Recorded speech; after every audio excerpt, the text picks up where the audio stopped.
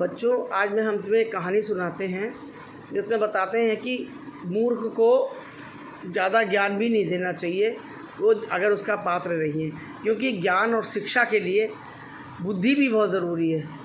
अगर उसका प्रयोग वो बुद्धि से करेगा उस शिक्षा का या उस ज्ञान का, तो तब तो लाभ होगा। अगर वो मूर्ख है तो वो उसको अर्थ का अनर्थ कर देगा।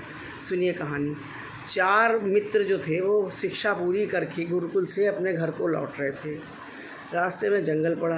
गुरुजी ने तो सबको एक सी शिक्षा दी थी, मूर्खों, चाहे वो मूर्ख था चाहे वो बुद्धिमान था।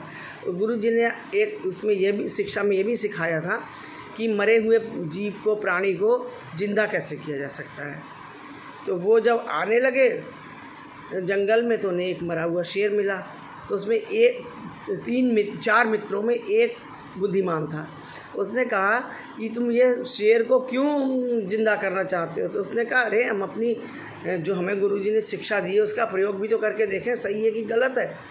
तो उस मित्र ने बहुत समझाया कि आगे कहीं और किसी को जिंदा करके देख लेंगे, इस प्राणी को मत जिंदा करो, ये शेर है, ये जैसे ही जीवित होगा वो ख़तरनाक हो जाएगा। तो वो नहीं माने। उन्होंने कहा, तुम हमें हमारी शिक्षा का प्रयोग नहीं करने दे रहे हो।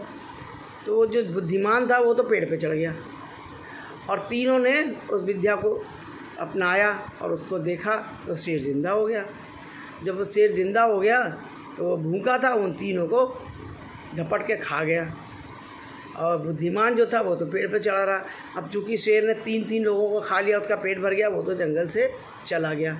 जब चला गया तो बुद्धिमान पेड़ से उतरा, वो अपने घर चला गया।